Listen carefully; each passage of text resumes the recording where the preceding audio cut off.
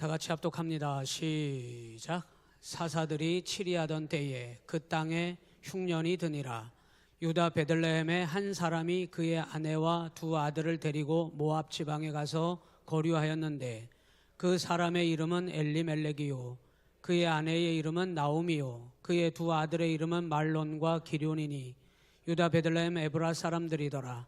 그들이 모압 지방에 들어가서 거기 살더니 나오미의 남편 엘리멜렉이 죽고 나오미와 그의 두 아들이 남았으며 그들은 모압 여자 중에서 그들의 아내를 맞이하였는데 하나의 이름은 오르바요 하나의 이름은 루시더라. 그들이 거기에 거주한 지 10년쯤에 말론과 기럐 두 사람이 다 죽고 그 여인은 두 아들과 남편의 뒤에 남았더라. 아멘. 오늘 룻기서는 짧은 성경이고 내용은 아주 아름다운 내용으로 기록되어 있습니다. 사사시대에 기록된 성경인 것을 우리가 알 수 있고 1절에 보면은 사사들이 치리하던 때에 이렇게 나오는 걸 보면 이 룻기서는 사사시대에 쓰여진 성경이다. 근데 사실은 이 룻기서는 정경에 들어올 수 없는 성경이었습니다. 왜냐하면 아무도 발견을 못하고 있었는데 이 룻기서가 어떻게 발견이 됐냐면 이제 우리 이 룻기서 뒤에 쓰여져 있는 사무엘 상하 또 역대 상하 그리고 열왕기 상하로 넘어가면서 왕정 시대로 들어가거든요. 이제 다윗 왕가의 역사를 정리하다가 이 룻기서가 그 속에서 발견이 된 거예요. 그 이유는 우리가 추측을 할 수 있죠. 룻기서 4장 마지막 부분에 이제 보아스 그리고 룻을 통해서 다윗의 가문이 거기에서 나오게 되죠. 그래서 이제 다윗 왕가의 역사를 정리하다가 이 룻기가 발견이 됐는데 이 룻기서는 원래는 정경에 들어올 수 없는 그런 성경이었습니다. 그냥 아무런 전이해 없이 룻기서를 보면은 그냥 룻이라고 하는 이방 모압 여인과 보아스라고 하는 사람이 어떻게 만나가지고 가정을 이뤘나 보다 뭐 이제 그 정도로 그냥 치부할 수 있는 내용인데 사사시대에 있었던 아주 중요한, 그래서 어떻게 보면은 사사시대를 통해서 어느 누구도 하나님의 말씀에 귀 기울이지 않던 시대잖아요. 그래서 신앙은 우리가 하나님의 말씀을 받아서 그 말씀으로 내 삶을 바꾸어 가는 거거든요. 오늘 점심 안 드렸나? 오늘 저도 밥을 엄청 맛있는 걸 먹고 왔는데 오늘 소고기 국이 아주 끝내주더만요. 예, 입천장 다 됐어.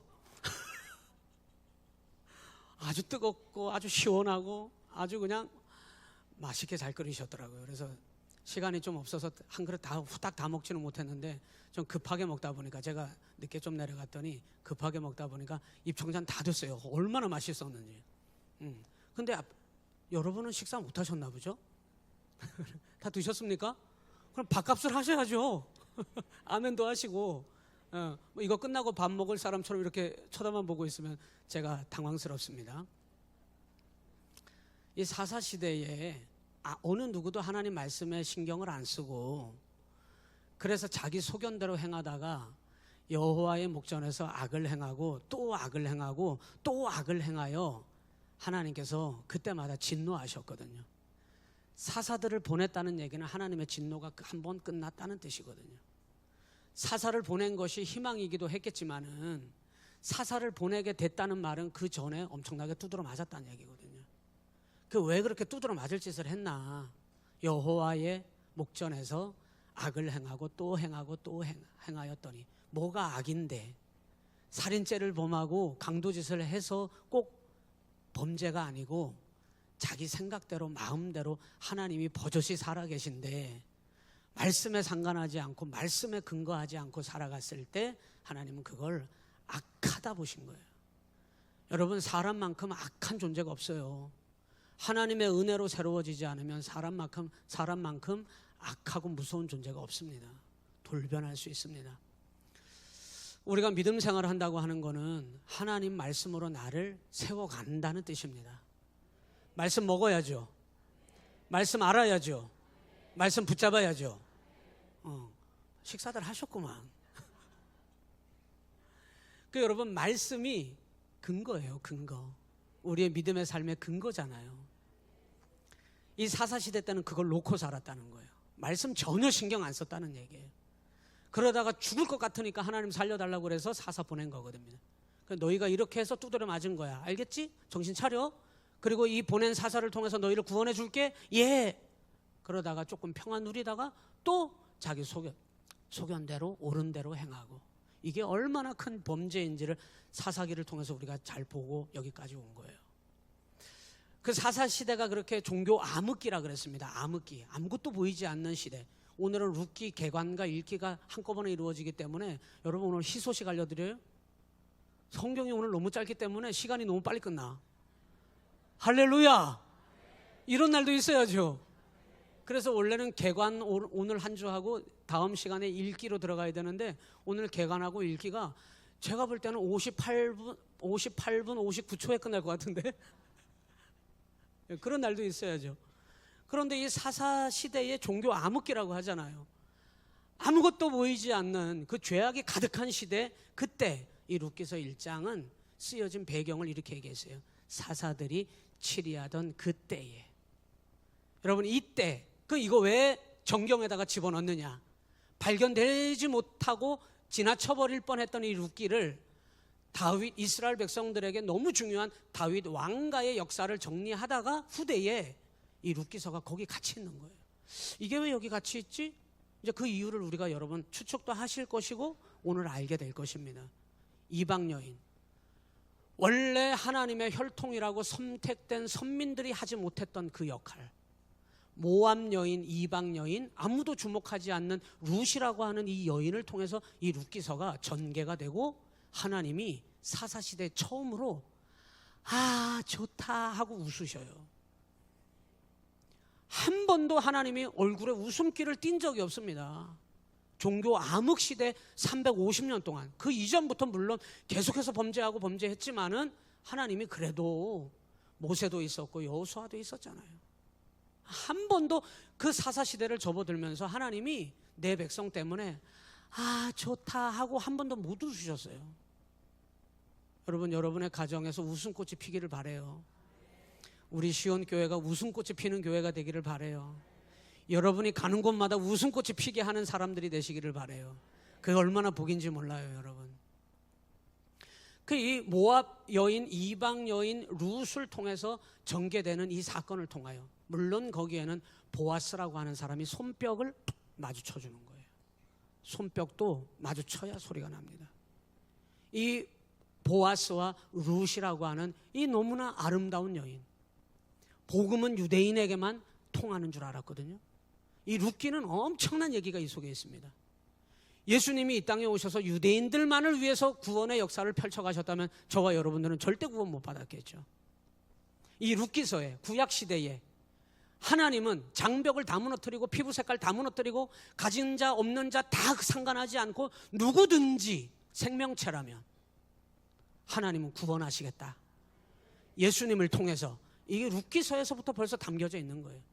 보아스는 본디 유대인 혈통을 가진 사람이고 모압 여인은 이방 여인이었어요. 처음으로 유대인과 이방 사람이 함께 연합하여서 다윗의 왕가를 만들어 갑니다. 다윗의 왕가를 만들었다는 말은 하나님의 구원 역사를 만들게 됐다는 뜻입니다. 오늘 하나님은 우리를 향한 놀라운 구원의 계획과 구원의 섭리를 이루셨기 때문에 여러분, 하나님 그 은혜 안에 하나님 자녀로 우리가 지금 앉아 있는 줄로 믿습니다. 룻기서라고 하는 건 짧은 성경이지만 다윗 왕가의 역사를 정리하다 보니 이렇게 귀하고 사사시대에 한 번도 하나님 마음을 기쁘시게 하거나 웃게 해드린 사건이 없었는데 하나님이 이 룻과 보아스를 보면서 너무나 즐거워하시고 너무나 기뻐하셨던 거예요. 사사시대에. 그러니까 처음부터 여러분 이것이 쉬웠던 건 아닐 겁니다. 1절에 보면 이렇게 나와요. 사사들이 치리하던 때에 그 땅에 뭐가 들어요?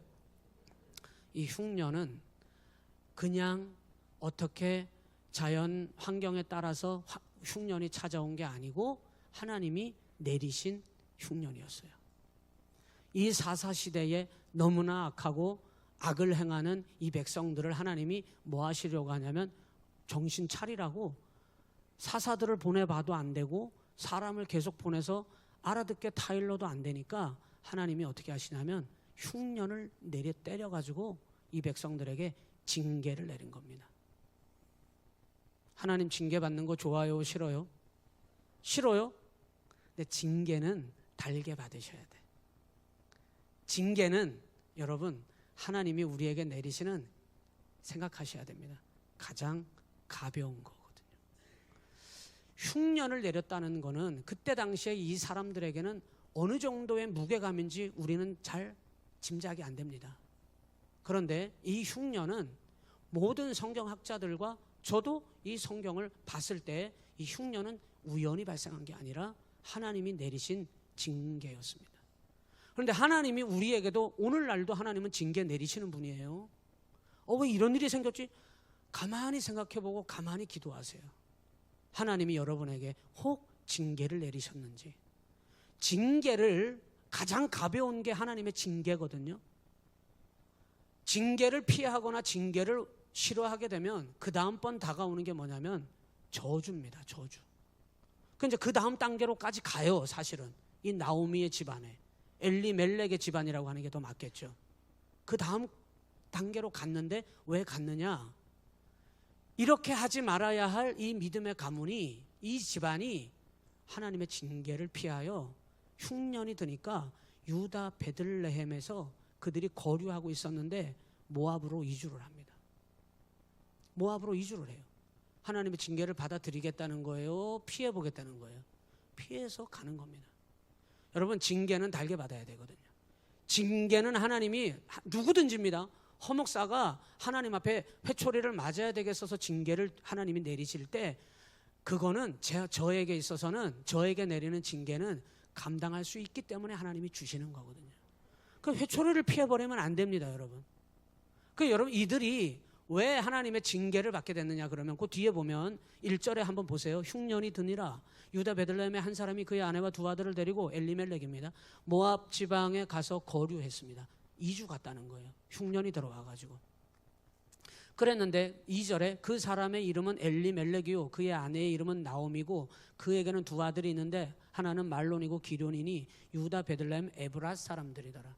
이들은 여러분 사사시대에 최악이 일어난 이유는 하나님 말씀을 외면했다는 거잖아요. 말씀이 왜 중요한데? 언약이기 때문에. 그건 하나님의 나와 맺은 약속이기 때문에 이 언약은 중요한데 사사시대라는 건 말씀을 외면하고 살았다는 거잖아요. 그런데 이 룻기에 등장하는 엘리멜렉 이 가족은 이들은 하나님의 언약 속에서 살아야 하는 사람들입니다. 아무리 힘들어도. 오늘 저와 여러분들은 아무리 힘들어도 옆에 사람은 다 뛰쳐나가도 다 말씀 외면하고 살아도 여러분 자신만큼은 하나님의 언약에 근거해서 살아야 되는 사람임을 여러분이 날마다 인정하고 살아야 합니다. 힘들다고 하나님 말씀 외면하고 하나님 말씀을 버리고 살게 됐을 때 그때 하나님 어떻게 하시냐면 요놈 봐라 회초리를 들어서 요놈 하고 딱 때리는 거예요. 아야!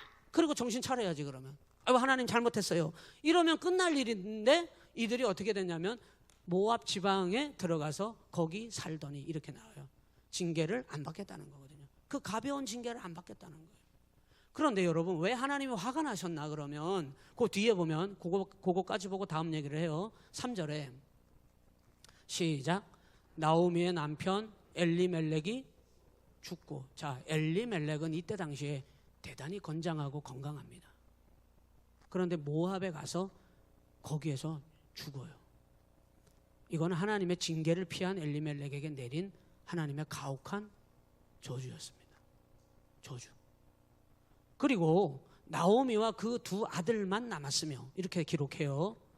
자, 4절에 시작. 그들은 모압 여자 중에서 그들의 아내를 맞이했대요. 자, 이것도 하나님의 언약의 말씀을 어기는 거죠. 모압이라고 하는 나라는 특히 하나님이 이미 원칙을 정해놓은 게 있어요. 이스라엘 총회에 결단코 이 모압 민족은 못 들어오게 만들어 버렸습니다. 그런데 이 모압 여인과 그 나오미가 남은 두 아들이 있는데 결혼을 시켜버립니다. 하나님 언약을 마음껏 무시하는 거죠. 그래서 그들의 아내를 맞이하였는데 하나의 이름은 오르바고 하나의 이름은 두둥둥둥둥. 오늘 룻기서의 주인공인 룻이더라 이렇게 나와요. 그들이 거기에 거주한 지 몇 년 동안 거주했어요? 거기서 10년을 눌러 앉습니다. 그리고 5절에 말론과 기럨 두 사람이 다 죽고 그 여인은 두 아들과 남편의 뒤에 남았더라. 여러분, 이것이 이제 이들에게 내려진 흉년을 피하고 징계를 피하여 모압으로 이주한 이들을 향한 하나님의 징계, 그리고 하나님의 저주의 심판이 이 가정에 떨어지게 된 겁니다. 하나님 왜 이들에게 이렇게까지 화가 나셨나? 이 원래 엘리멜렉의 집안은 대단히 거부예요. 거부. 우리가 어디에서 그걸 확인할 수 있냐면 나오미가 이 모압에서 이런 엄청난 쓴맛을 보고 와요. 믿음은 하나님의 언약의 근거에서 사는 것이라 그랬어요. 룻기는 그 얘기를 하는 겁니다. 여러분, 여러분의 믿음의 삶은 룻이든 나오미든 엘리멜렉이든 허천재든 여러분 모든, 우리 지금 이 자리에 계신 여러분 다 믿음으로 살겠다고 한다면 하나님의 언약과 말씀의 근거에서 살으셔야 되는 거예요. 상황에 따라서 내 생각대로 내 마음대로 판단하는 게 아니라 모든 판단과 행동과 삶의 방향이 하나님 말씀에 부합하고 맞아야 해요. 근데 이들이 이 흉년이 왔을 때 유대인들에게 하나님이 주신 율법은 이웃 어려운 사람들을 선대하고 베풀고 그들에게 하나님의 사랑을 실천하는 건 이 유대인들에게 내려진 하나님의 명령과도 같은 겁니다. 더군다나 먹고 살만한 양반들이 지금 찢어져라 흉년이 심해져서 다 죽어나가는 판에, 그러면 거부인 그 유대인들이 어려움을 당한 이웃, 굶어져 죽어나가는 그들을 향해서 자기 곳간을 풀어서 이웃사랑을 실천하고 선대하고 배려하여 하나님의 사랑이 어떻게 흘러가는지를 반드시 행하여야 하는 자들이 유대인들이라는 거예요. 그런데 이 일을 하기가 싫어서 이들이 하나님 말씀을 외면하고 언약에 근거해서 살아야 할 이들이 모압으로 도망쳤다는 겁니다. 그 얘기가 나오미가 자기 입으로 실토를 했어요. 그 뒷부분에 먼저 가서 보면 모압에서 남편 죽고 두 아들 다 죽었어요. 그리고 나서 거기서 더 이상 견딜 수 없어서 나오미가 두 며느리에게 이제 말하죠. 야, 지금 너희가 더 이상 나와 함께할 이유가 없어. 너희 고향으로, 너희 집으로 돌아가. 그럼 나를 따라오지 마. 그때 이 오르바는 처음에는 대성통곡을 하면서 그럴 수 없어요 어머니, 어떻게 저만 살다고 도망가고, 그러더니 홀딱 도망갔어. 근데 룻은 끝까지 소리를 높여 울면서 이 나오미에게 아닙니다, 어머니가 가는 곳에 내가 가고 어머니의 하나님이 나의 하나님. 보니까 이건 거짓부렁으로 눈물을 흘리는 게 아니야. 그래서 나오미와 룻이 함께 어디로 돌아오냐면 베들레헴으로 다시 돌아와요. 돌아왔는데 동네 사람들이 저 도망쳤던 저 나오미가 돌아왔다고 다 이 나오미가 돌아온 것을 막 얘기를 하는 거예요. 여러분, 원래 나오미의 이름의 뜻은 기쁨입니다. 기쁨. 가만히 생각해 봐요. 하나님께서 우리에게 믿음을 주셨을 때는, 할렐루야, 옆 사람 좀 봐요. 자고 있는지 눈을 뜨고 있는지. 오늘 빨리 끝내드린다니까 왜 지금 자고 있는 거예요? 나오미의 원래 이름의 뜻은 기쁨입니다. 기쁨. 하나님께서 우리에게 원래 주신 은혜와 복은 기쁨입니다. 기쁨. 하나님이 우리를 절대 저주로 몰아가시는 분이 절대 아닙니다. 그런데 이 마을 사람들이 돌아온 나오미를 바라보면서 저 나오미가 왔네, 그래, 나오미가 왔어, 막 그렇게 부르니까 이 나오미가 동네 사람들에게 뭐라 그러냐면, 이제 앞으로는 내 이름을 나오미라고 하지 마, 내 이름을 마라라 부르라 이래요. 그 이제 거기 뒤에 19절 20절에 나와요. 이 마라라고 하는 뜻은 무슨 뜻이냐면 괴로움이라는 뜻입니다. 모압에 가서 하나님 언약을 외면하고 징계를 피하여서 모압으로 도망쳤다가 하나님 언약의 말씀에 근거해서 안 살아보겠다고 도망쳤다가 하나님의 징계를 때려맞고 그리고 저주의 심판을 받고 다시 쓴맛을 보고 돌아온 이 나오미가 자기 입으로 실토를 하는데, 뭐라고 실토를 하냐면 19절부터 읽어요. 19절 시작. 이에 그 두 사람이 베들레헴까지 갔더라. 베들레헴에 이를 때에 온 성읍이 그들로 말미암아 떠들며 이르기를 이가 나오미냐 하는지라. 나오미가 그들에게 이르되 나를 나오미라 부르지 말고 나를 마라라 부르라. 이는 전능자가 나를 심히 괴롭게 하셨음이니라. 네가 풍족하게, 자 21절에 시작. 네가 풍족하게 나갔더니 여호와께서 내게 비어 돌아오게 하셨느니라. 여호와께서 나를 뭐 하셨대요? 징벌하셨고 전능자가 나를 괴롭게 하셨거늘 너희가 어찌 나를 나오미라 부르느냐 하니라. 모압에서 하나님의 언약 백성이 징계를 당하여 어려움이 찾아왔는데 이 상황에 하나님의 사랑으로 이웃을, 고통당하는 이웃에게 하나님의 사랑으로 선대하고 베풀기는커녕 많이 가지고 풍족한 이 부자였던 이 엘리멜렉의 집안이 하나님의 뜻을 저버리고 모압으로 도망쳤다가 그곳에 가서 남편 잃고 두 아들 다 잃고 모든 것 다 텅텅 다 거기서 다 빼앗기고 그리고 텅텅 비어 다시 돌아오게 되었다. 나오미는 이거를 가볍게 생각하지 않았어요. 다행히도 이것을 깨닫게 되었는데 자기들이 하나님의 뜻을 저버리고 도망쳤다가 하나님께 뭐 받았다고 얘기하냐면 여호와께서 나를 징벌하셨고 전능자 하나님이 나를 괴롭게 하셨거늘. 그래서 나오미는 깨닫게 된 겁니다. 여러분, 한 사람의 변화가 아무것도 아닌 게 아닙니다. 오늘 이 자리에서 여러분 한 사람이 주님 안에서 믿음으로 변화된다면 우리 교회는 엄청난 희망이 있는 것입니다. 오늘 여러분 한 사람도 아니고 이 오후 예배에 앉아 계신 우리 모두가 다 하나님의 말씀으로 깨달음으로 내가 말씀으로 살아야 되는 사람이구나, 이 룻기서를 통하여 우리가 결단할 수 있다면은 그건 엄청난 은혜고 엄청난 희망인 것입니다. 이 지금 사사 시대에 사사들을 세워가고 하나님께서 그들을 때려보고 다시 또 정신 차리게 해보고 그렇게 해도 안 됐던 이 사건 속에서 그래서 하나님은 한 번도 이 유대인들을 통하여 한 번도 웃음을 지어볼 수가 없었던, 웃음을 잃어버리셨던 하나님이 이 한 가정, 아주 작은 한 가정, 그것도 모압에 가서 완전히 저주의 심판을 받아서 모든 걸 다 잃어버리고 돌아온 이 나오미, 그리고 나오미와 그의 며느리 하나 남은 룻을 통해서 하나님께서는 놀라운 희망을 발견하고 기뻐하시는 거예요. 그래서 룻기서는요, 한마디로 말씀드리면 모두가 다 사사시대에 하나님의 말씀을 다 버리고 내팽개치고 자기 소견에 오른 대로 행하던 그 시대에 하나님의 언약을 깨닫고 하나님의 언약 위에서 살아야지 하면서 그 믿음의 발걸음을 시작한 보아스와 룻, 이 두 사람을 통하여 하나님께서 희망을 발견함으로 기뻐하신 성경이 룻기라는 거예요. 여러분, 교재를 잠깐 한번 펴보세요. 교재가 있으니까 교재도 보고 성경도 보고 이렇게 합니다. 여러분, 그 룻기라고 하는 제목이 쓰여져 있는 그 부분을, 페이지를 여러분 한번 보십시오. 거기 아래쪽에 보면 네모 박스 있죠? 네모 박스 거기를 한번 같이 읽습니다. 시작. 룻기서는 영적 암흑기였습니다. 사사시대를 배경으로 쓰여졌던 성경이고 모든 이들이 하나님 없는 인생을 사는 거예요. 당당히도 타락하고 자기 소견대로 살아가는 사람들 속에 신락 같은 믿음의 불씨를 지피고 있는 하나님께서 뭐 해보실 만한, 기대해 보실 만한 사람을 찾으신 이야기가 이 룻기서에 기록이 된 겁니다.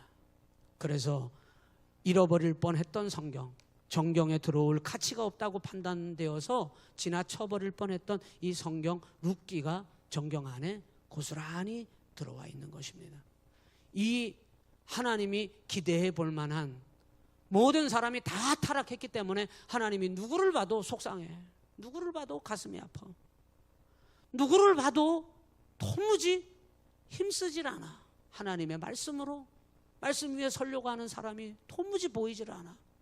그런데요, 교묘히도 이 하나님의 흉년, 이 징계를 피하여 모압으로 가서 한번 살아보겠다고 했다가 엄청난 하나님의 징계를 맞았거든요. 저주를 받았거든요. 그런데 여러분, 징계 받는다고 다 깨닫는 건 아니더라고요.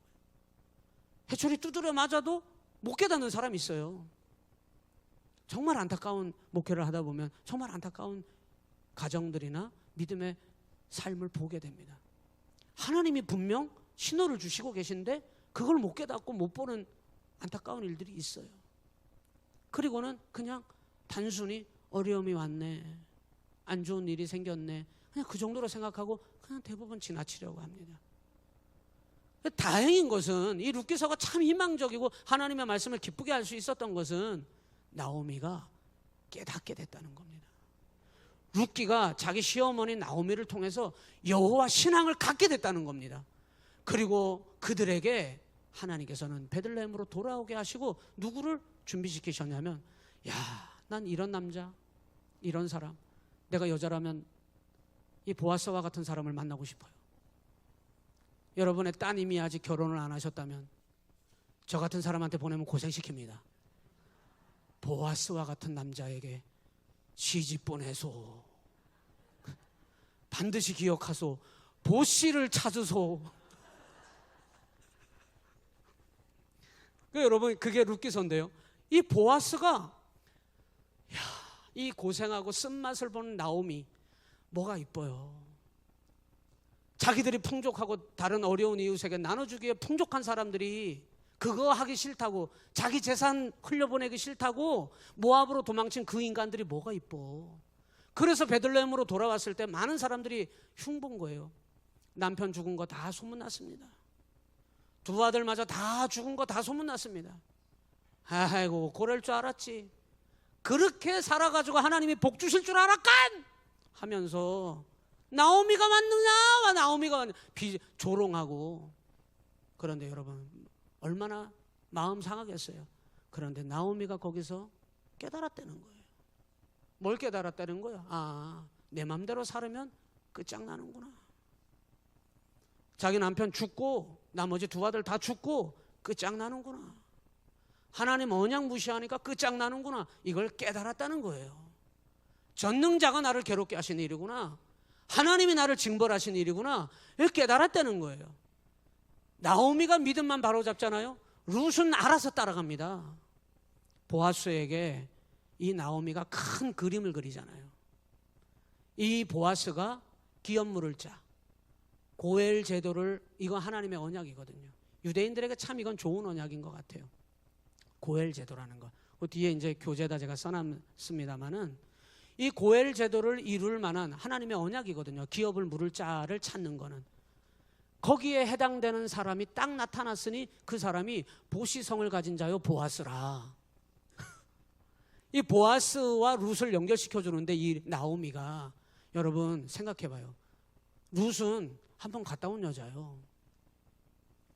그런데 여러분, 어떤 남자가, 보아스는 아직 갔다 온 남자가 아니에요. 그런데 어떤 남자가 갔다 온 여인을 여러분 받아들이겠습니까? 그런데 이 보아스를 통하여 당신이 기업물을 짜라고 하는, 물론 보아스 앞에 기업을 물을 짜가 1순위로 한 사람이 있었어요. 아무개라고. 이름은 안 나와요. 다행이에요. 아무개야 그냥. 그런데 그 사람이 이거 기업물을 짜를 자기가 받아들이겠다 그러면 룻은 그 아무개와 결혼하는 겁니다. 그런데 그 사람에게 의견을 물었더니 그걸 거절하고, 그러면 그 다음 순위가 보아스인데, 그럼 보아스가 그거를 받아들이겠다는 거예요. 왜 받아들인지 알아요? 첫째, 룻은 굉장한 미인이었을 겁니다. 제 추측에. 그렇지 않으면 마음이 동할 수가 없잖아. 그런데 그거보다 더 큰 이유가 있어요. 보아스는 그 기업물을 짜가 되는 것은 하나님이 정하신 언약이에요. 그래서 여러분, 보아스는 그것을, 하나님의 언약을 묻지도 따지지도 않고 받아들여 버리는 것입니다. 그리고는 그 속에서 놀라운 하나님의 섭리가 이루어지는데 다윗의 혈통이 거기서 나타나게 되는 겁니다. 유대인과 유대인 속에서 다윗의 혈통이 나와도 모자랄 판인데, 유대인과 이방 여인에게서 섞여서 그 속에서 다윗의 혈통이 나왔다는 건 여러분 오묘한 일입니다. 이게 이제 룻기라고 하는 성경인데, 자, 그 룻기, 여러분 교재를 보십니다. 한 페이지 넘기시면 4번에 성경은 지금 1장까지는 거의 다 봤고요. 한 장 넘기셔서 교재에 4번에 배경이라고 있죠. 예, 거기 한번 같이 읽습니다. 시작. 룻기는 사사시대를 배경으로 기록되었다. 룻기의 배경의 증거들은 먼저 사사들이 치리하던 때에 라는 기록이 있다. 또 다윗의 족보에 대한 기록을 보면 룻의 친족인 보아스와 다윗이 4대 차이밖에 나지 않는다. 다윗으로부터 4대 전의 시대인 사사시대에 룻기가 기록되었다는 명확한 증거이다. 사사시대는 하나님을 배반하고 하나님께 징계를 받아 이방 민족으로부터 압제를 받는 종교적, 정치적, 도덕적 타락의 시대를 그 배경으로 두고 있다. 하나님께서는 하나님을 배역하고 죄를 범하던 이스라엘 민족이 아닌 조국 모압과 이교적 유산을 버리고 하나님의 백성이 되려고 여호와 하나님을 선택한 이방 여인 룻을 통하여 다윗 왕가의 계보를 세워가는 모습이 그려지고 있다. 한 장 더 넘기세요. 읽은 김에 기록 목적까지 한번 다 같이 읽습니다.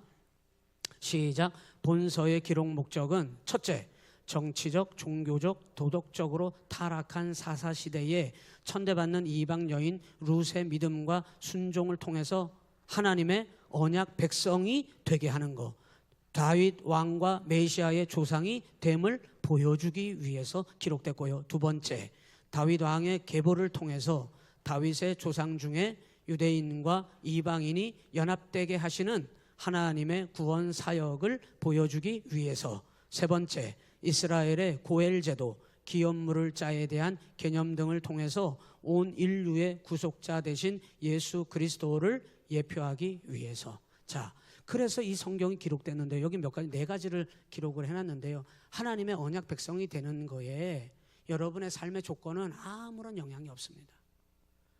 여러분의 삶의 자격은 아무런 문제가 될 수가 없는 겁니다. 하나님의 언약 백성 되는 데 있어서. 모압 여인 룻이요, 자기 시어머니의 신앙을 물려받았어요. 그리고 자기 시어머니의 그 신앙을 따라서 시어머니를 배신하고 떠나지 않고 같이 따라서 어머니가 섬기는 그 하나님을 나도 섬기겠다고 결단하면서 따라왔다는 거예요. 하나님은 그런 룻일지라도 하나님의 언약 백성 안으로 넌 안 돼 이렇게 하신 것이 아니라 하나님은 불러들이셨다는 겁니다. 오늘 여러분 우리가 그 은혜 받은 거거든요. 그리고 또 뭐라고 얘기했냐면 이 룻기는 두 번째, 다윗의 조상 중에 유대인과 이방인이 연합되게 하시는 하나님의 구원 역사, 이렇게 얘기했어요. 복음은 모든 민족, 모든 인류를 위한 하나님의 계획이죠. 그걸 어떻게 알게 됐냐면 예수님이 오심으로 알게 됐다는 거예요. 그리고 이 고엘제도, 그 연결을 해서 뭐라고 얘기하냐면 세 번째, 고엘제도, 기업물을 자에 대한 개념을 통해서 온 인류의 구속자 되신 예수 그리스도를 예표하려고 룻기를 기록했다 이랬어요. 이 말은 좀 어려운 얘기입니다만 보세요. 예수님은 십자가를 지고 죽을 죄가 있어요, 없어요? 없어요. 내가 왜 그렇게 해야 되는데? 엘리멜렉 가문에게 어려움을 당한, 징계를 받아 흉년이 찾아와 어려움을 당한 이스라엘 백성들에게 왜 내가 희생해야 되는데, 왜 내가 양보해야 되는데, 왜 내가 눈물을 흘려야 되는데, 저들과 함께 왜 고통을 나눠야 되는데, 여러분 그건 다분히 하나님의 언약은 아닙니다. 그리고 그건 다분히 자신의 마음인 것이고 자신의 감정인 거죠. 믿음 생활 자신의 마음과 자신의 감정에 충실할수록 여러분 하나님은 안 보여질 것입니다. 여러분. 그리고 그 사람을 통해서 그 욕심 덩어리인 하나님의 언약은 온데간데 없이 살아가려고 하는 그 사람에게 하나님은 절대 하나님의 구원 사역을 이루어 가시지 않습니다. 예수님은 우리를 위하여 십자가를 지셨는데 고엘 제도예요. 예수님은 하나의 한 점의 죄도 없으신데 왜 주님이 내 대신에 십자가를 지셔야 되는데, 주님 앞에 겟세마네 기도를 통하여 나의 뜻대로 마시고 아버지 뜻대로 하옵소서. 이게 구약에서는 고엘 제도입니다. 여러분, 아버지의 뜻이에요. 보아스가 무슨 죄가 있길래 룻을 감당해요? 그런데 언약이니 하나님의 약속의 말씀이 그 속에서 하나님이 우리에게 주신 하나님의 명령이니 내 생각과 달라요. 우리의 환경과 다릅니다. 누가 다른 사람, 여러분 희생을 내가 짊어지고 싶어하는 사람이 어디 있어요? 그래서 사사시대는 어둠의 죄악을 절대 이기지 못했다는 겁니다. 여러분, 완고한 마음, 고집스러운 마음, 절대 어둠의 권세를 이길 도리가 없는 겁니다. 그거는 우리 교회가 어떻게 하면 여기가 여러분 가장 간단히 말하면 천국을 만들 수 있을까? 여기서 천국을 만들 수 있을까? 여러분, 이 자리를 순식간에 지옥으로 변화시킬 수 있어요. 한 사람이.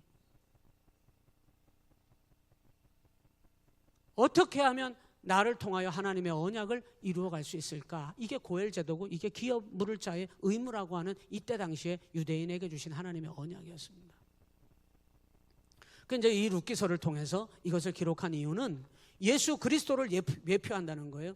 예수님은 한 점의 십자가를 지고 죽으실 이유가 하나도 없는 분임에도 불구하고 나의 원대로 마시고 아버지의 뜻대로 하겠습니다 라고 하는 예수님이 그렇게 하심으로 말미암아 우리가 우리의 죄를 십자가에 못 박고 하나님의 자녀가 될 수 있었던 것입니다. 이게 룻기서에 담겨져 있는 거예요. 누가 그런 믿음의 십자가를 짊어질 수 있을까? 하나님 그 사람 찾고 있는데, 하나님이 그 사람을 부르고 계신데요. 오늘 이 시대가 얼마나 악한지, 모든 사람이 종교 생활을 하고 있고 모든 사람이 신앙생활을 하는데 자기만을 위한 신앙생활을 한다는 거예요. 자기만을 위한 신앙생활. 참 곤란한 일이죠. 그러면 우리의 신앙을 뛰어넘어 더 그 신앙의 단계를 더 넘어가서 우리를 통하여 하나님의 뜻이 이루어지게 하셔야 하는데, 흉년이 왔으면 유대인들이 그것을 가진 자들이 외면하지 않고 자기가 가진 재산을 풀어서라도 하나님의 사랑으로 선대하고 그리고 그 어려움을 이겨낼 믿음의 사람을 하나님은 찾고 계신 거거든요. 그래서 이제 룻기가 그런 배경 속에서 기록이 됐습니다. 자, 이제 성경으로 한번 좀 보시고, 여러분 교재에 메모할 것이 있으면 메모하셔도 좋겠고요, 성경에다 메모하셔도 좋겠습니다. 모압에서 쓴맛을 본 이 나오미와 룻이 단 둘이만 이제 베들레헴으로 돌아왔는데, 이때 하나님은 참 그래도 이 나오미와 룻을 죽으라고 하시진 않았던 모양이에요. 베들레헴으로 돌아오게 했던 그 시절이 딱 추수 때였습니다. 추수 때. 거기 이제 22절에 나와요. 22절에 한번 보세요.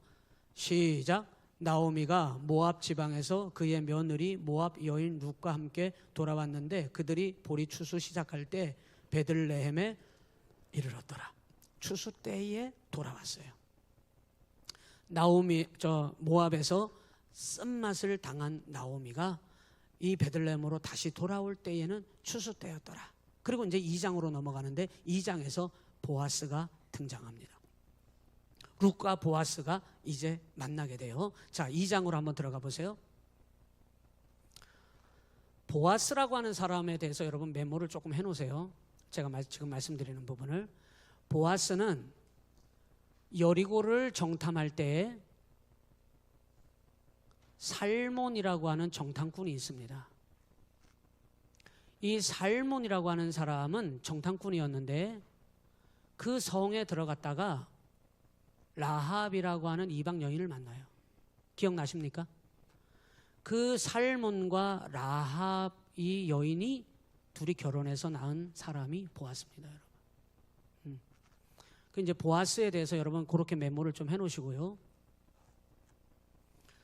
2장 1절에 보면 나오미의 남편 엘리멜렉의 친족으로 유력한 자가 있었다.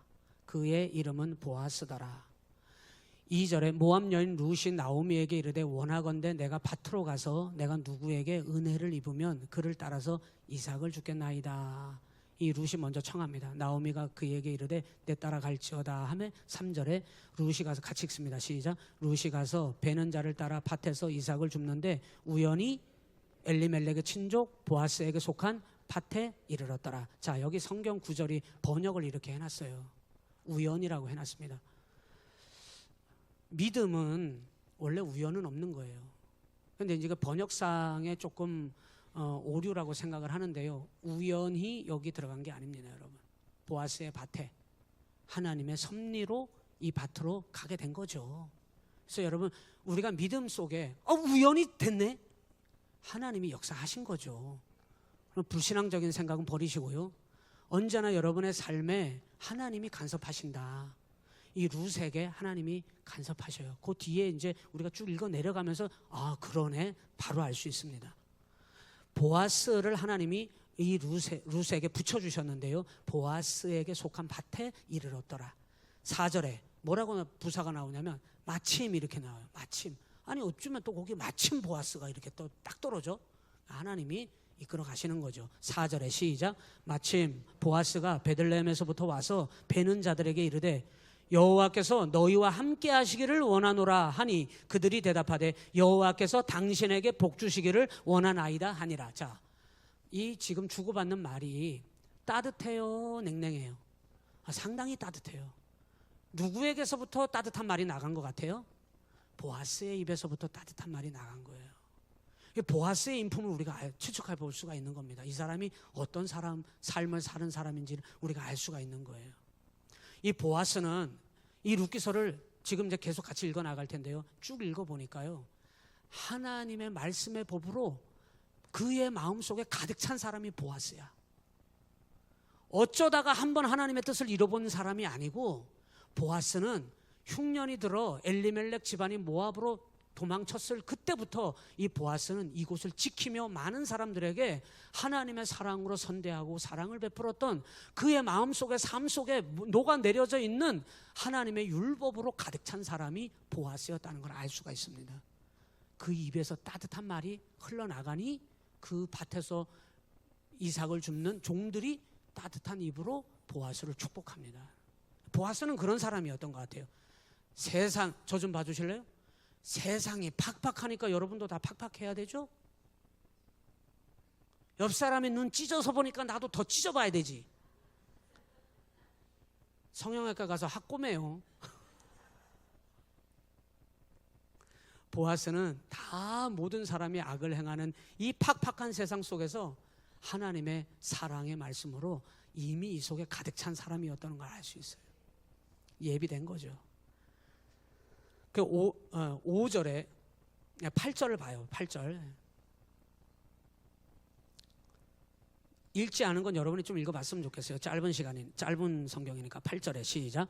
보아스가 룻에게 이르되 내 딸아 들으라. 이삭을 주우러 다른 밭으로 가지 말며 여기서 떠나지 말고 나의 소녀들과 함께 있으라. 그들이 베는 밭을 보고 그들을 따르라. 내가 그 소년들에게 명령하여 너를 건드리지 말라 하였느니라. 목이 마르거든 그릇에 가서 소년들이 길어 온 것을 마실지니라 하는지라. 룻이 엎드려 얼굴을 땅에 대고 절하며 그에게 이르되 나는 이방 여인이거늘 당신이 어찌하여 내게 은혜를 베푸시며 나를 돌보시나이까 하니 보아스가 그에게 대답하여 이르되 내 남편이 죽은 후로 네가 시어머니에게 행한 모든 것과 내 부모와 고국을 떠나 전에 알지 못하던 백성에게로 온 일이 내게 분명히 알려졌느니라. 보아스도 다 이미 듣고 다 알고 있는 거예요. 이 룻을 그 앞부분 5절부터는 제가 생략하고 8절로 왔습니다만, 이 보아스가 이 룻을 보고 이 소녀가 누구냐 하고 묻고는 그가 룻이라고 하는 얘기를 듣고 이 룻이 당한 모압에서의 당했던 그 쓴맛을, 왜 보아스가 하필이면 이 보아스가 룻에게 왜 친절을 베풀어야 돼요? 왜 여러분 내가 저 사람에게 친절을 왜 베풀어야 돼요? 그 질문을 만약에 보아스가 입에서 꺼내놨다면 안 베풀어도 되는데 거기에 답할 게 없습니다. 그런데 보아스는 이 룻이 모압으로 이주하여 당한 그들이 당한 그 쓴맛을 듣고 하나님께서 결단하여 베들레헴으로 다시 돌아온 이들을 하나님은 보아스를 통해서 룻에게 위로해 주시는 겁니다. 우리 하나님 좋으신 하나님. 여러분, 하나님의 말씀 안에 모든 시대가 다 팍팍하고 모든 사람이 다 그래, 이게 아니라 그 속에서 내가 하나님의 언약에 근거해서 살아갈 때 다 팍팍한 게 아니에요.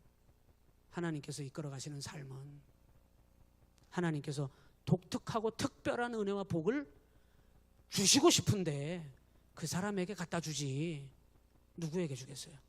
보아스에게 주고 룻에게 주지 누구에게 주겠냐 말이에요.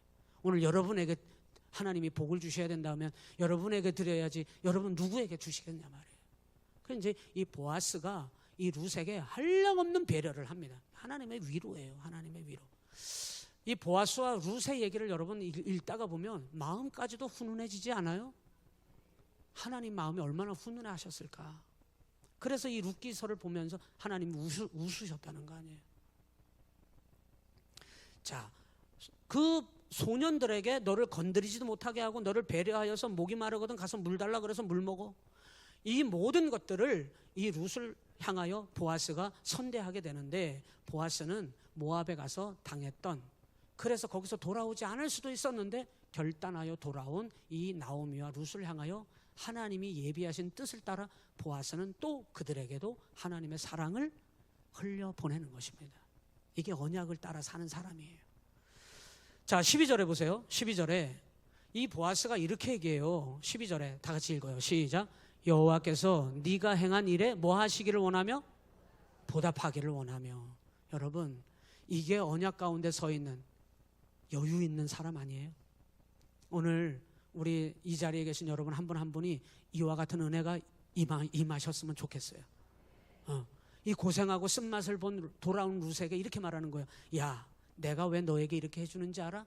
이건 하나님께서 너를 향한 보답이야. 너에게 보답하기를 원하며 이스라엘의 하나님 여호와께서 그의 날개 아래에 보호를 받으러 온 너에게 온전한 상 주시기를 원하노라. 야, 어쩌면 이 보시성을 가진 아스는 이렇게 지혜로울까? 이런 사람 사위 사무소, 이런 사람 남편 사무소, 야, 이건 축복이에요. 정말 이런 사람이 다 있을까? 와, 제가 보기에도 이렇게 정말 너무 두고 보기에도 이쁜 이 보아스가 하나님 보시기에 얼마나 이쁠까? 하는 말마다 너무 여러분 은혜가 되고 위로를 주는데 뭐라고 얘기하냐면 이스라엘의 하나님 여호와께서 그의 날개 아래에 보호를 받으러 온 너, 이렇게 얘기했어요. 이게 언약 위에 서 있는 사람의 시선입니다. 여러분, 무슨 일을 당해도 믿음의 성도는 여러분 모든 것이 끝난 것처럼 그렇게 하지 마세요. 왜? 하나님의 그늘 아래에 있음을 믿으셔야 해요. 그 너에게 하나님이 이제 온전한, 야, 잘 돌아왔어, 너에게 온전한 상 주시기를 원하노라. 룻의 아름다운 믿음의 고백을 보세요. 13절에 룻이 화답합니다. 룻이 이르되 내 주여, 내가 당신께 은혜 있기를 원하나이다. 나는 당신의 하녀 중에 하나와도 같이 못하오나 당신이 이 하녀를 위로하시고 마음을 기쁘게 하는 말씀을 하셨나이다 하니라. 식사할 때에 보아스가 룻에게 이르되 이리로 와서 떡을 먹으며 내 떡 조각을 초에 찍으라 하므로 룻이 곡식 빼는 자 곁에 앉으니 그가 볶은 곡식을 주매 룻이 배불리 먹고 남았더라. 룻이 이삭을 주우러 일어날 때에 보아스가 자기 소년들에게 명령하여 이르되 그에게 곡식단 사이에서 줍게 하고 책망하지 말며 또 그를 위하여 곡식 다발에서 조금씩 뽑아서 일부러 흘려버려서 그에게 줍게 하고 꾸짖지 말라. 보아스와 룻의 하나님이 만들어 놓으신 기쁨의 자리를 함께 나누고 있는 것을 우리 눈에 보이고 있습니다. 여러분, 우리가 믿음으로 마음만 먹으면, 함께 믿음으로 함께 마음을 모으기만 하면 놀라운 하나님의 기쁨의 일들을 함께 누릴 수 있는 거예요. 이게 믿음의 공동체거든요. 예. 그리고 나서 이 보아스의 배려를 통해서 이삭을 주었는데 어느 정도로 주었느냐? 17절에 룻이 밭에서 저녁까지 줍고 그 주운 것을 떠니 보리가 얼마큼 나왔다고요? 한 에바쯤 되니라. 이 한 에바라고 하는 건 유대인들의 측량단인데요. 원래 이 한 에바의 기준을 알기 위해서는 당나귀 위에다가 등짐에다가 이 이스라엘 백성들이 짐을 싣습니다. 당나귀 등에다. 그러면 그 당나귀 등이라고 해봤자 거기다 얹을 수 있는 짐의 양을 보따리로 싸가지고 한 짐 올려요. 이 한 짐 올리는 것이 이 유대인들이 1호멜이라 그래요. 호멜. 많은 거예요. 1호멜. 그런데 이 에바라고 하는 단위는 1호멜의 10분의 1입니다. 10분의 1의 오멜. 호멜 밑에 단위가 오멜인데 이 오멜은 고체, 곡식이라든지 단단한 물건의 무게를 잴 때 오멜이라 그래요. 액체의 양을 쓸 때 똑같은 오멜인데 한 호멜, 당나귀의 등에 있는 한 보따리 짐, 최고로 많이 담을 수 있는 그 짐의 10분의 1. 딱딱한 고체 덩어리는 오멜, 액체는 에바 이렇게 나가는 거예요. 에바, 한 에바는 리터로 치면은 액체의 양으로 치면은 22리터에서 40리터까지 가능합니다. 그러니까 이삭 줍기를 22리터에서 40리터 정도 제일 많이 주었다 그러면 아마 보아스가 막 일부러 곡식단을 막 빼가지고 막 흘려놓으라고 막 명령했으니까 막 주는 대로 줄 만큼 최대로 많이 주었을 겁니다. 한 40리터를 주었다고 생각을 해봐요. 이삭 줍기로 엄청 많이 주었다는 뜻이거든요. 그래서 한 에바쯤 되는지라 이 말은 나오미하고 가가지고 밥해 먹기에 부족함이 없는 풍족한 양을 주게 해줬다 이 말이에요. 이제 그러고 나서 집으로 돌아왔어요. 자, 18절에 그것을 가지고 성읍에 들어가서 시어머니에게 그 주운 것을 보이고 그가 배불리 먹고 남긴 것을 내어 시어머니에게 드리매 시어머니가 그에게 이르되 깜짝 놀라죠. 많은 양을 갖고 왔으니까 오늘 어디서 주었느냐? 어디서 일을 하였느냐? 너를 돌본 자에게 복이 있기를 원하노라 하니 룻이 누구에게서 일했는지를 시어머니에게 알게 하여 이르되 오늘 일하게 한 사람의 이름은 보아스입니다. 이렇게 얘기했어요. 나오미 귀에 처음으로 보아스라고 하는 이름을 자기가 가서 이삭 죽게 하는 밭의 주인을 얘기하니까 20절에 나오미가 자기 며느리에게 이르되 그가 여호와로부터 복받기를 원하노라 그가 살아있는 자와 죽은 자에게 은혜 베풀기를 그치지 아니하였구나 이랬어요. 여러분 말씀 안에 언약 안에 깨달은 사람들은요 영적으로 다 통하는 거예요. 다 통하는 거예요. 오늘 이 자리에 제가 딱 보니까 딱 두 사람이 지금 마음이 고추밭에 가 있네. 다 통하는데 그 사람만 마음이 고추밭에 가 있어. 영적으로 지금 여러분 얘기가 안 들리는 겁니다. 그러면 영적인 은혜는 다 통하게 돼 있는 거예요. 나오미가 딱 들어보자마자 이 사람이 너에게 베푼 이 일은 하나님께 복을 받아야 마땅한 일을 한 거야. 보지 않아도 누군가가 언약 위에서 행하는 모든 일들은 영적으로 통하는 사람에게는 다 그 하나님의 일이 다 흘러 연결되더라는 거예요. 왜 나만 혼자 이렇게 애를 써야 돼? 교회 일 하면서 여러분 그런 어려움 올 때 있잖아요. 왜 나만 이렇게 힘들게 나만 이렇게 희생해야 돼? 이럴 때 있잖아요. 그런데 여러분 아무도 몰라주는 게 아닙니다. 여러분 영적으로 통하는 사람들은 다 흘러 그 일이 하나님 앞에 얼마나 귀하고 복된 일인지를 다 알게 되거든요. 결국은 그게 다 영광이 되는 거잖아요. 우리 장로님 때문에 이렇게 된 거, 이런 열매가 맺혀지게 된 거구나. 우리 권사님 때문에 그렇게 된 거구나. 난 또 내가 잘해서 그런 줄 알았네. 우리 셀장님들 때문에 이렇게 된 거구나. 다 흘러 다 알게 되는 거예요. 우리 교회 참 든든한데? 우리 교회 참 행복한데? 그런데 너나 할 것 없이 그런 사람이 보이지가 않으면 영적으로 흘러 연결이 되지 않으면 여러분 그 교회에서 무슨 기대를 할 수가 있겠어요? 그 공동체에서 하나님은 정말 소수의 사람인데 보아스가 그 자리에서 나오미가 깨닫고 돌아온 그 자리에서 나오미가 믿는 하나님을 믿고 믿음으로 결단하여 따라온 룻의 그 자리에서 소수이지만 누가 알아줄 거예요? 사사시대에 다 타락하고 있고 다 하나님 말씀 안 따르는 그런 시대에 안 따라도 그만인데 이 소수의 사람들이 영적으로 흘러 그 사람 하나님의 복을 받을지어다. 여러분 이것이 우리 가운데 흘러 넘쳐야 합니다. 이게 기본 베이스가 되어야 합니다. 이게 안 되고 항상 우리 교회가 냉랭하고 항상 비판이 끊이지 않고 항상 다른 사람을 미워하고 항상 누군가를 경계하고 여러분 그 교회는 끝장난 겁니다. 여러분 하나님의 은혜가 흘러 돌아가지 않는 교회는 아무 희망이 없는 거예요. 가정도 마찬가지입니다. 여러분 여러분이 늘 기억하십시오. 여러분의 가정 안에서도 하나님의 그런 영적인 은혜가 흘러 날마다 돌 수 있도록 만들어가야 하는 겁니다. 보아스 한 사람을 통하여 많은 사람들이 여러분 놀라운 하나님의 놀라운 섭리를 모두가 다 경험하고 있는 거예요.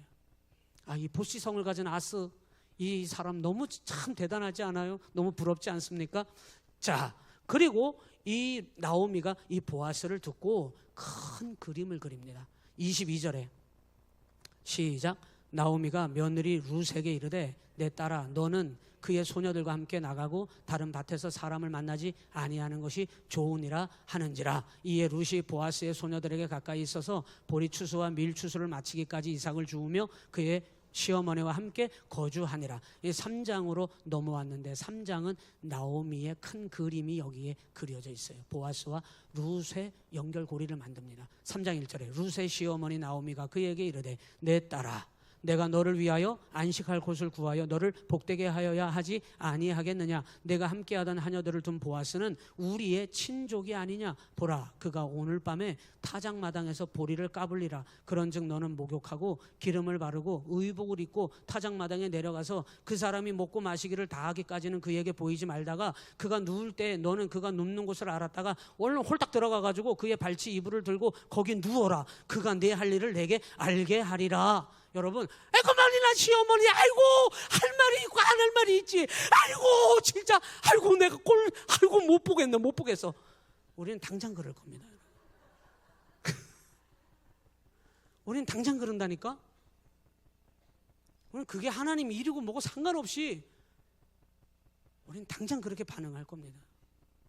근데 여러분 룻을 보세요. 5절에 아주 콩짝이 잘 맞아. 5절에 시작. 룻이 시어머니에게 이르되 어머니의 말씀대로 내가, 이건 아마 이런 투로 했을 거야. 어머니 말씀대로 제가 다.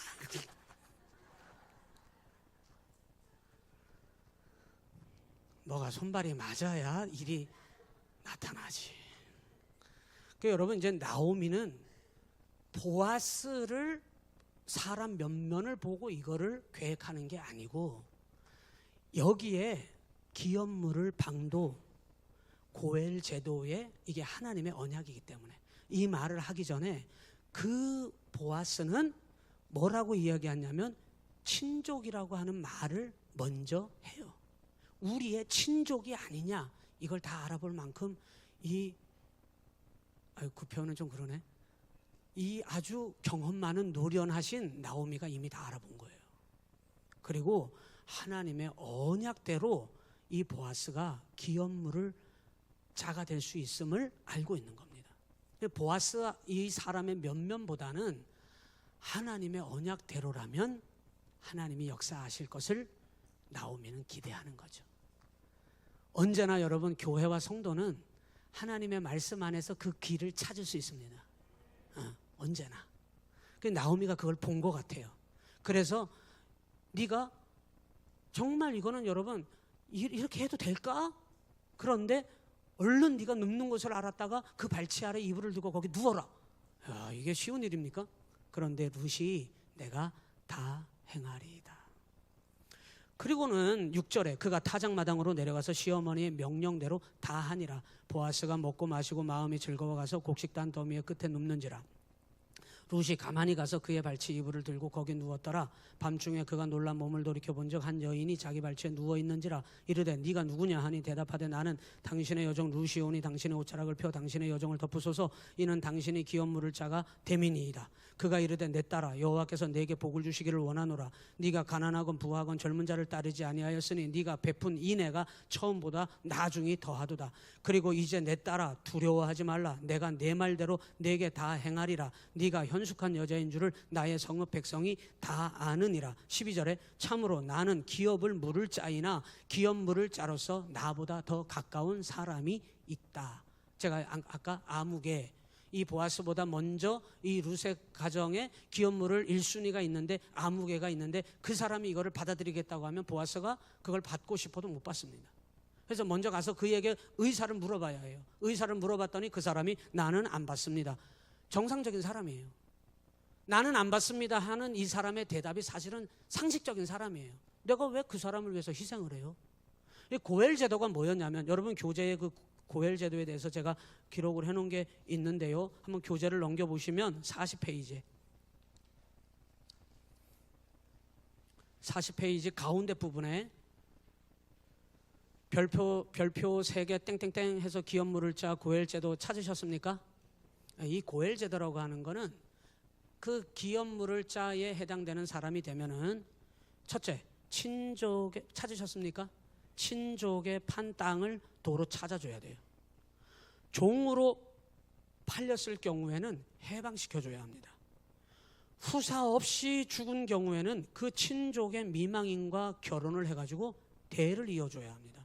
지금 이제 보아스는 거기에 지금 해당되는 기업물자의 방도를 따르겠다는 거거든요. 억울하게 피살되었을 경우에는 가서 복수를 대신해 줘야 합니다. 심지어 죄값마저도 내가 대신 담당해 줘야 합니다. 상식적인 사람이라면 이 아무개가 나 안 합니다. 이게 상식인 거죠. 무슨 거기에 이익이 있길래 내가 그 여인이 당할 그 모든 것들을 내가 짊어져요. 왜 짊어져요? 한번 갔다 온 여인에다가, 이방 여인에다가 내가 왜 그 여인의 삶을 내가 대신 짊어져 주냐 말이에요. 그래서 이게 하나님 언약이에요? 나는 이런 불공정한 거 나는 못합니다. 사사시대는 그렇게 한 거예요. 나 이거 못 따릅니다. 사사시대를 떠나서 오늘 이 시대도 여러분 이렇게 할 사람이 어디 있어요? 그런데 이 1순위인 사람이 아무개가 이 고엘 제도를 거부하니까 2순위인 보아스에게 그것이 넘어와서 보아스가 그것을 받아들이게 된다는 거예요. 여러분, 보아스는 4장에 나와요. 참 신실한 사람입니다. 참 신실한 사람. 오늘 이 시대에 하나님이 찾으시는 사람, 하나님의 언약으로 참 신실하게 살아갈 사람. 환경이 조금만 나에게 불리하게 돌아가면 여러분 돌변하잖아요. 하나님의 말씀이라 할지라도 내 여건과 맞지 않으면 도무지 못 받아들이잖아요. 그건 신실함이 아닙니다, 여러분. 참 신실한 사람 보아스에 대하여 4장에서 그거를 우리에게 보여주고 있어요. 마지막입니다. 4장으로 한번 가서 봐요. 4장 1절. 보아스가 성문으로 올라가서 거기 앉아있더니 마침 보아스가 말하던 기업물을 짜가 지나가는지라. 보아스가 그에게 이르되 아무개요 이리로 와서 앉으라 하니 그가 와서 앉음에 보아스가 그 성읍 장로, 이건 이제 이거를 기업물을 방도를 의무를 이행하려고 할 때 반드시 이 정해진 언약의 원칙대로 하는 겁니다. 지금 보아스는 장로의 성읍, 그 성읍의 장로 10명을 청하여서 그들 앞에서 이거를 확인하고 절차를 밟아야 해요. 그래서 2절에 보아스가 그 성읍 장로 10명을 청하여 이르되 당신들은 여기 앉으라 하니 그들이 앉음에 3절에 보아스가 그 기업물을 짜에게 이르되 모압 지방에서 돌아온 나오미가 우리 형제 엘리멜렉의 소유지를 팔려함으로 내가 여기 앉은 이들과 내 백성의 장로들 앞에서 그것을 사라고 내게 말하여 알게 하려 하였노라. 만일 네가 물으려면 물으려니와 만일 네가 물으지 아니하려거든 내게 고하여 알게 하라. 네 다음은 나요 그 외에는 물을 자가 없느니라 하니 그가 이르되 내가 물으리라. 거절했다 이 말이에요. 나는 안 받겠다 이 말이에요. 그래서 보아스가 이르되 5절에 네가 나오미의 손에서 그 밭을 사는 날에 곧 죽은 자의 아내 모압 여인 루색에서 사서 그 죽은 자의 기업을 그의 이름으로 세워야 할지니라 하니 그 기업 물을 자가 이르되 나는 내 기업에 손해가 있을까 하여 나를 위하여 물으지 못하노니 내가 물을 것을 네가 물으라. 나는 물으지 못하겠노라 하는지라. 이게 그 당시의 상식적인 판단이었습니다. 여러분, 하나님의 말씀은 내 생각, 내 상식으로 판단하는 건 아닙니다. 여러분, 상식적인 거, 이 사람이 문제가 있는 거 아닙니다. 사실은 상식적으로 말한 거거든요. 나는 내가 내 기업에 손해가 있을까 하여. 그래서 거절한 거죠. 7절에 옛적 이스라엘 중에는 모든 것을 무르거나 교환하는 일을 확정하기 위하여 사람이 그의 신을 벗어 그의 이웃에게 주더니 이것이 이스라엘 중에 증명하는 전례가 된지라. 이에 그 기업 물을 자가 보아스에게 이르되 네가 너를 위하여 사라 하고 그의 신을 벗어서 보아스에게 줬습니다. 완전히 포기한 거죠. 이건 이제 따라서 합니다. 언약대로, 법칙대로. 항상 여러분 교회는 아무리 다급해도 하나님의 언약대로, 말씀대로 여러분 근거를 삼아야 해요. 여러분의 믿음의 삶에 이게 조금은 손해보는 것 같아요. 이거는 조금 시간을 좀 빨리 할 것 같아요. 조급해하지 말아야 합니다. 하나님의 말씀으로 여러분 근거를 삼아야 해요. 내 감정대로 내 경험으로 헤쳐버리려고 하면 안 됩니다. 자, 9절에 보아스가 장로들과 모든 백성에게 이르되 내가 엘리멜렉과 기룡과 말론에게 있던 모든 것을 나오미의 손에서 산 일에 너희가 오늘 증인이 되었고 또 말론의 아내 모압 여인 룻을 사서 나의 아내로 맞이하고 그 죽은 자의 기업을 그의 이름으로 세워 그의 이름이 그의 형제 중에 그곳 성문에서 끊어지지 아니하게 하며 너희가 오늘 증인이 되었느니라. 그래서 장로 성읍에 있는 장로 10명을 데려다가 이 절차를 해서 보아스가 기업 물을 자가 되었다 이 말이에요. 13절로 가서 13절에 이에 보아스가 룻을 맞이하여 아내로 삼고 그에게 들어갔더니 여호와께서 그에게 임신하게 하심으로 그가 아들을 낳은지라. 여인들이 나오미에게 이르되 찬송할지로다. 여호와께서 오늘 내게 기업물을 짜가 없게 하지 아니하셨도다. 이 아이의 이름이 이스라엘 중에 유명하게 되기를 원하노라. 이는 내 생명의 회복자이며 내 노년의 봉양자라. 곧 너를 사랑하며 일곱 아들보다 귀한 내 며느리가 낳은 자로다 하니라. 나오미가 아기를 받아 품에 품고 그의 양육자가 되니 그의 이웃 여인들이 그에게 이름을 지어주되 나오미에게 아들이 태어났다 하여 그의 이름을 오벳이라 하였는데 그는 다윗의 아버지인 이새의 아버지였더라. 그리고는 끝난 거예요. 이 룻기서의 내용은 끝입니다. 그리고 18절부터는 베레스의 계보를 소개해 주고 있는데 베레스의 계보는 이러하니라. 베레스는 헤스론을 낳고 헤스론은 람을 낳았고 람은 암미나답을 낳았고 암미나답은 나손을 낳았고 나손은 살몬을 낳았고, 아까 정탐꾼 살몬이에요. 살몬은 라합에게서 보아스를 낳았고 보아스는 오벳을 낳았고 오벳은 이새를 낳고 이새는 다윗을 낳았더라. 자, 베레스가 누구예요? 베레스는 유다가 자기 며느리 다말에게서 낳은 아들이에요. 타락해서 낳은 아들이에요. 그런데 유다가 자기 며느리 다말에게서 낳은 베레스에서 창세기 38장입니다. 거기서 다윗의 족보는 거기서 딱 멈추어져 있었어요. 그리고 모든 시대가 타락하고 범죄하다가 오늘 어디에서 이 족보가 연결이 되냐면 여기서 연결이 된 겁니다. 여기서 이 보아스와 루색에서 낳은 이 누구예요? 예? 오벳을 낳았고 이 오벳이 이새를 낳고 이새가 다윗을 낳았다는 거예요.